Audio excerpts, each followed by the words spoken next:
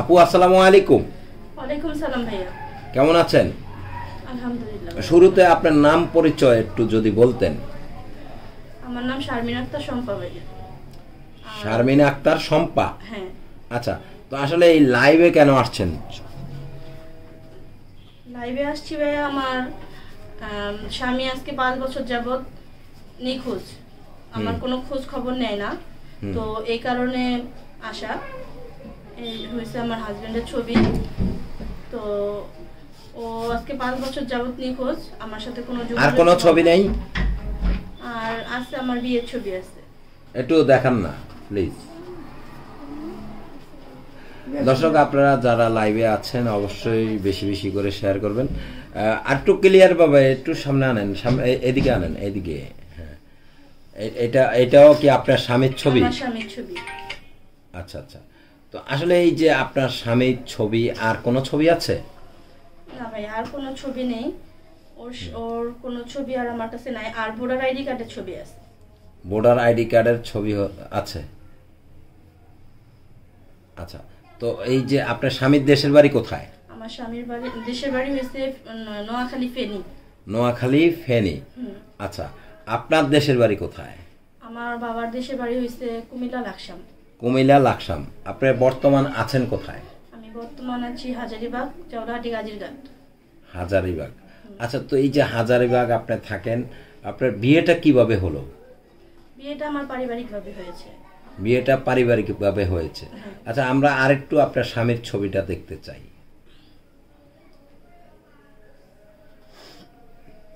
দর্শক আপনারা যারা আমাদের লাইভটিতে আছেন বেশি বেশি করে শেয়ার করবেন প্লিজ। ওনার স্বামীকে খুঁজে পাচ্ছে না আজকে দীর্ঘ অনেক দিন হলো। তো আসলে আপনার স্বামী কি কাজ করতেন? আমার স্বামী ডিস্ট্রিক্ট গাড়ির ড্রাইভার ছিলেন। আচ্ছা, ওনার নাম কি? ওনার নাম মোশাররফ হোসেন বাবু। মোশাররফ হোসেন বাবু। আচ্ছা, তো আসলে আপনাদের বিয়েটা কিভাবে হলো? বিয়েটা পারিবারিকভাবে হয়েছে। বিয়েটা পারিবারিকভাবে হয়েছে। আচ্ছা, তো এই যে পারিবারিকভাবে বিয়ে হলো, স্বামী আপনার চলে গেল, আসলে কতদিন সংসার করার পরে আপনার স্বামী চলে গেল? 7 বছর সংসার করার পর চলে গেছে। 7 বছর? কেন? আপনি বেশি মোটা এই কারণে? সেটা তো আমি জানি না, কিন্তু ও তো শুরুতে, আমি যদি মোটা হতাম তাহলে তো শুরুতেই চলে যেতে পারতো। আচ্ছা, শুরুতেই কি আপনি এমন মোটাই ছিলেন? হ্যাঁ, আমার বিয়ের আগের থেকে আমি মোটা। মানে এমনই? আমি ছোট থেকে, হ্যাঁ। মানে এখন যা দেখতেছি আমরা তেমনই। আচ্ছা, তো আসলে আপনাকে দেখে পছন্দ করেছে আপনার আমার শ্বশুর। শ্বশুর? হ্যাঁ, শ্বশুর পছন্দ করে আপনাকে নিয়েছে, তাই না? পছন্দ করে নিয়েছে, আর ওরও পছন্দ হয়েছে, এই কারণেই তো বিয়েটা হয়েছে। ওর পছন্দ না হলে তো আর বিয়েটা হইতো না। আচ্ছা আচ্ছা, মানে সবার পছন্দর মাঝে বিয়ে হওয়ার পর সেই বিয়েটা কেন ভেঙে গেল? কেন ভেঙে গেল, এখন ও চলে গেছে, এটার জবাব তো ওই দিতে পারে। কেন ভেঙে গেছে? আমার সুখের সংসার, আমার 2টা বাচ্চা, একটা ছেলে একটা মেয়ে। যদি যাওয়ার হতো, বেবি হওয়ার আগেও চলে যেতে পারতো। হ্যাঁ, বলুন। তো ওর কিছু চেঞ্জ হয়ে গেছিল, মানে আমাদের প্রতি কেয়ার চেঞ্জ হয়ে গেছিল। যখন বাচ্চা কাচ্চা হওয়ার পরে কেয়ার চেঞ্জ হয়ে গেছিল। বাচ্চা ছোট বেবি হওয়ার আগেই ও চেঞ্জ হয়ে গেছিল। তো বাচ্চাটা চাই নাই, তারপর বাচ্চাটা আমার নিজের ইচ্ছায় হয়েছে। মানে আপনার স্বামীর অমতে আপনার গর্ভে বাবু নিয়েছেন? না, অমতে না, বেবিটা আমাদের মানে জানা ছিল না, কিন্তু কনসেপ্ট হয়ে গেছিল। তো হয়ে যাওয়ার পরে যখন জানছে যে আমার বেবি হবে, তখন বলছিল বেবিটা নষ্ট করে দিতে। তো আমিও রাজি হয়ে গেছিলাম। পরে মানে সবাই না করার পরে আমি চিন্তা করলাম যে না, এটা আসলেই ঠিক না। আচ্ছা আচ্ছা, হ্যাঁ। তারপর যাই হোক, বেবিটা হওয়ার পরে, বেবি হওয়ার আগের থেকে চেঞ্জ, মানে আমার খবর নিত না। 15 দিন 20 দিন 1 মাসও চলে যেত, বাহিরেই থাকতো, বাসায় তেমন আসতো না। তো যখন বেবিটা 2 মাস, তখন ও একবারেই চলে গেছে। মানে আমার যেদিন চলে গেছে ওদিন মোবাইলে সিম টিম বন্ধ করে দিচ্ছে। আর ওর মার সাথে শেষ কথা হয়েছে যে আমার কপালে 2টা বিয়ে আছে। ঠিক আছে, আমার কপালে। মানে এটা কার কথা? এটা আমার শাশুড়ির সাথে বলছে আমার হাজবেন্ড। মানে তা আপনার স্বামীর 2টা বিয়ে? হ্যাঁ, আমার শাশুড়িকে ফোন দিছে, বলছে যে আমি ওগরে ফালায় রেখা চলে গেছে, আমার 2টা বিয়ে আছে কপালে। তো আমার শাশুড়ি বলছে যে না বাবা, এসব কথা বলিস না, 2টা ছেলে মেয়ে, এখন ওরা কার দিকে তাকাইবো। পরে আমার শাশুড়ি অনেকক্ষণ বোঝানোর পরে বলে ওই সিমটা এরপরে বন্ধ করে দিচ্ছে। আর আমি এরপরে সকালের থেকে ফোন দিছি, এরপরে আর ফোনে পাইনি। এই যে 5 বছর যাবত ওর সাথে আমার কোনো যোগাযোগ নেই। আচ্ছা আচ্ছা, তারপর এরপরে আর ওর বাড়ির থেকেও কেউ ফোন টোন দেয় না, বা ওর বাড়ির মানুষ আমার সাথে যোগাযোগ করে না। আমি যদি ফোন দিই তাহলে কথা বলে, না হলে আমাদের সাথে কোনোভাবে যোগাযোগ করে না ওরা। আর ওর ফ্যামিলিতেও নাকি ওর সাথে কোনো পরিচয় নাই বা কোনো ফোন টোন করে না, ওরা বলে এটা। এখন আমার এখানে যারা আছে আমার ফ্যামিলির মানুষ সবাই বলে যে না, ছেলে যেহেতু মানে মার প্রতি এত টান, অবশ্যই মার সাথে যোগাযোগ করবে। তো ওর মাও বলে, ওর বাবাও বলে, মানে কারোর সাথে নাকি যোগাযোগ করে না। এমনও তো হতে পারে আপনার কাছে লুকাচ্ছে তারা। হ্যাঁ, এটা হতে পারে, এটা আমি বিশ্বাস করি। যদি আমি ওদের নামে কেস টেস করি, যদি ওনাদের ছেলেকে ধরায় দেই, এই কারণে হয়তো আমার কাছে লুকাতেও পারে। কিন্তু আমার কাছে তো সত্যটা বলে না। আমি বলছি যে না, যে চলে গেছে তারা নিয়ে আমার কোনো চিন্তা নেই, আর পুলিশটা ধরানোর কোনো দরকার নেই। যে আমার মন থেকে ভালোবাসে না, তারা আমি পুলিশটা ধরায় কি করতে পারবো? হয়তো তারা আমার কাছে আনতে পারবো, কিন্তু আমি কিন্তু তার সাথে ঘর সংসার করতে পারবো না, সে আবার চলেই যাবে। তো ওনারা আজ পর্যন্ত সত্য কথা বলে নাই। আর কিছুদিন আগে আমার দাদি শাশুড়ি মারা গেছে, তো তখনও নাকি আসে নাই। আপনি কিভাবে জানলেন যে আসে নাই? আমি জানি না, কিন্তু ওরা আমি ফোন দিছিলাম। মানে কে বলে আপনাকে এই খবরগুলো? এই বিষয়টা আমার শাশুড়ির কাছে আমি যখন ফোন করি, আমার শাশুড়িও বলে যে আমাদের সাথে কোনো যোগাযোগ নাই। আমার শ্বশুরকে ফোন দিলে আমার শ্বশুর বলে আমাদের সাথে কোনো যোগাযোগ নাই। আমরা মসজিদে দাঁড়ায় বলতে পারুম যে আমাদের সাথে কোনো কথাবার্তা হয় না। আচ্ছা আচ্ছা, এটা হচ্ছে আপনার শ্বশুর শাশুড়ির কথা। আচ্ছা, তো আসলে আপনি যদি আইনগত কোনো ব্যবস্থা নিতেন তাহলে হয়তো আপনার জন্য ভালো হতো না? আইনগত ব্যবস্থা নেওয়ার মানে আমি মনে করি, বা অনেকজনে বলে আইনগত ব্যবস্থা নিলে অনেক টাকা লাগে, তারপরে অনেক অর্থের দরকার, অনেক টাকার দরকার। কিন্তু আমার কাছে তো ভাই এত টাকা নেই যে আমি কেস করে সারা জীবন কেস লড়তে পারবো। আচ্ছা, আপনি তো দীর্ঘ অনেক দিন মিশরে ছিলেন, আমরা যতটুকু শুনতে পারলাম। কত বছর ছিলেন মিশরে? 9 মাস ছিলাম ভাইয়া। 9 মাস। আচ্ছা, মিশরে কেন গেছিলেন? মিশরে গেলাম তখন আমার হাজবেন্ড চলে গেছে, আমার ঘর ভাড়া বাজায় গেছে, মানুষের দোকানে খাইছি, বাকি খাইছি, ওইগুলা ঋণ করে গেছে। ফ্রিজ কিনছিলাম, ওইখানে ঋণ করে গেছে, মানে অনেক টাকা ঋণ করে গেছে। আর আমার মানে ঘরের জিনিস বেচাও আমার ঋণ শোধ হবে না। এই কারণে আমার মিশর যাওয়া, যে মানুষের ঋণ শোধ করে। মানুষ 1 টাকা মানে কারো কাছে বাকি রাখাও যদি মারা যায়, তাও মানুষ ঋণই থাকে। তো আমি চাইনি কারো কাছে ঋণই থাকতে। আচ্ছা, এখন কি আপনার সব ঋণ শোধ হয়েছে? এখন সব ঋণ শোধ হয়েছে ভাইয়া, কিন্তু এখন যে ছেলে মেয়ে আছে ওদের তো সুন্দর একটা লাইফ দিতে হবে। আমার মতো লাইফ হইলে তো জীবন চলবো না। আচ্ছা, এখন ছেলে মেয়ের লাইফ নিয়ে চিন্তা করছেন, তো আসলে ছেলে মেয়ের লাইফ নিয়ে কি চিন্তা আপনার? ছেলে মেয়ের লাইফ নিয়ে 8-10 জন মা বাবার যেরকম চিন্তা থাকে যে তার বাচ্চারা ভালো স্কুলে পড়বে, ভালো বাচ্চাদের সাথে মিশবে, ভালো খাবে, ভালো পড়বে, আমারও 8-10 জন মার মতোই চিন্তা। আচ্ছা, 8-10 জন মা যেই চিন্তা করে সেই চিন্তা নিয়ে। আচ্ছা, তো আমরা তো যতটুকু জানি, যেহেতু বাবা নেই, মা যদি দেশের বাইরে থাকে, তাহলে কি সন্তান কি মানুষের মতো মানুষ হবে? মানুষ হবে ভাইয়া। আমার আম্মু আমার বাচ্চাদেরকে যথেষ্ট পরিমাণ ভালোবাসে। আমারে যেমন ভালোবাসে, আমার বাচ্চাদেরও তার থেকে বেশি ভালোবাসে। আচ্ছা, মানে আপনার চেয়েও আপনার বাচ্চাদেরকে বেশি ভালোবাসে? হ্যাঁ, আমার আম্মু। আপনার আম্মু। আচ্ছা, তো আপু আসলে মিশরে কি আবার আপনি যাচ্ছেন? হ্যাঁ ভাইয়া, মিশরে আবার যাচ্ছি। কোন দেশে যাবেন? মিশরে। মিশরে কোন এলাকায় আপনি ছিলেন? আমি মিশরে অক্টোবরে ছিলাম। আচ্ছা আচ্ছা, তো সেখানে কি মোটামুটি সুযোগ সুবিধা ভালো আছে? হ্যাঁ, সেখানে সুযোগ সুবিধা ভালো আছে। মানে যারা আমাদের মতো মধ্যবিত্ত, তারা আর কি স্যালারি নিয়ে অনেক টানা হেঁচড়া করে। আর যারা মানে অনেক ভালো, একটু উচ্চ মাধ্যমের, তারা স্যালারিও ভালো দেয়, আর আপনার বেতনও মাসে ক্লিয়ার করে দেয়। আচ্ছা, দর্শক যারা আমাদের লাইভটি দেখছেন অবশ্যই বেশি বেশি করে শেয়ার করবেন প্লিজ। আপনাদের একটি শেয়ারে হয়তো তার স্বামীকে সে খুঁজেও পেতে পারে। তো আসলে আপনি এই যে লাইভে আসার মূল উদ্দেশ্যটা কি?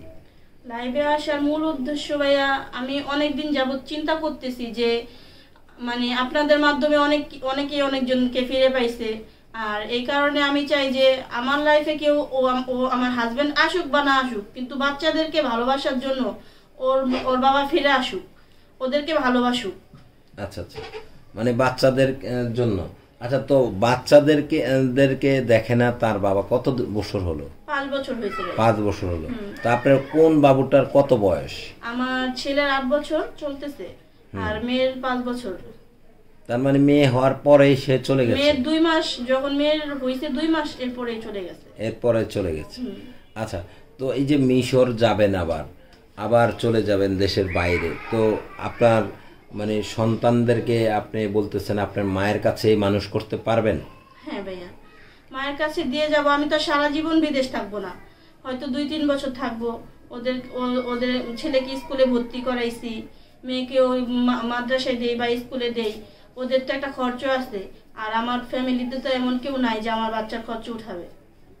আচ্ছা আচ্ছা, তো আসলে আপু এই যে আপনার মানে লাইভে মূল আসার উদ্দেশ্য হচ্ছে স্বামীকে খোঁজা। আচ্ছা, তো আপনার স্বামীর ছবিটা আরেকটু যদি দেখাতেন আমাদের দর্শকের উদ্দেশ্যে।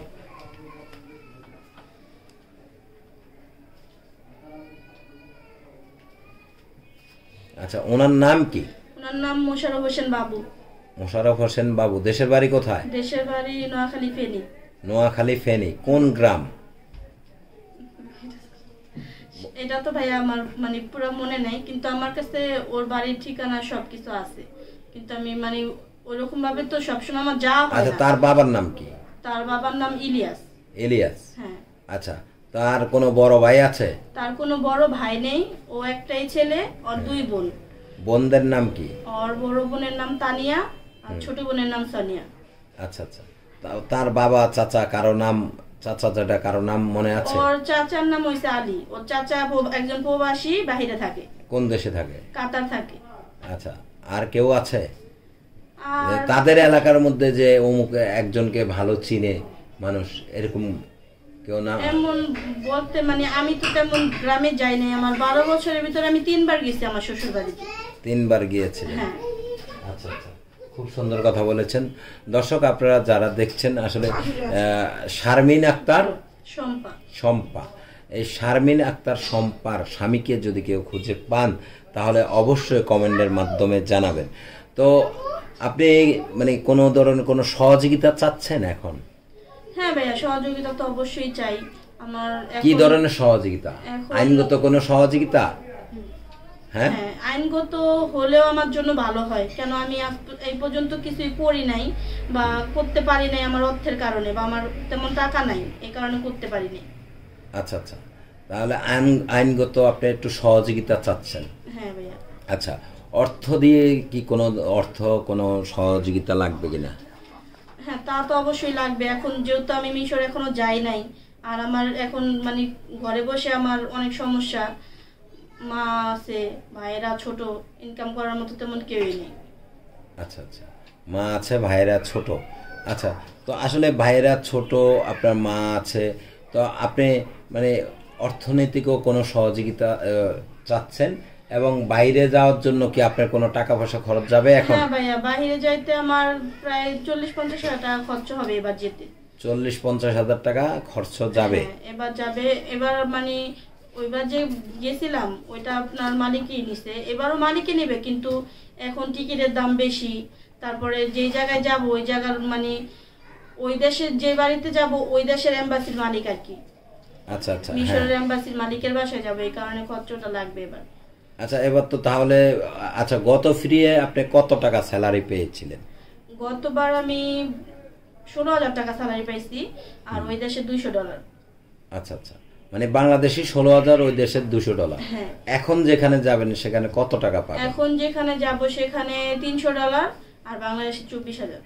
আচ্ছা, মানে থাকা খাওয়া কার? থাকা খাওয়া মালিকের, সব মালিকের, মানে আমার যা লাগবে যাবতীয় সব মালিকের খরচ, আমার কোনো খরচ নেই। আর 24,000 টাকা বেতন যেটা, সেটা আমার পুরাই 24,000 টাকা থাকবে, মানে পুরাই 24,000 থাকবে।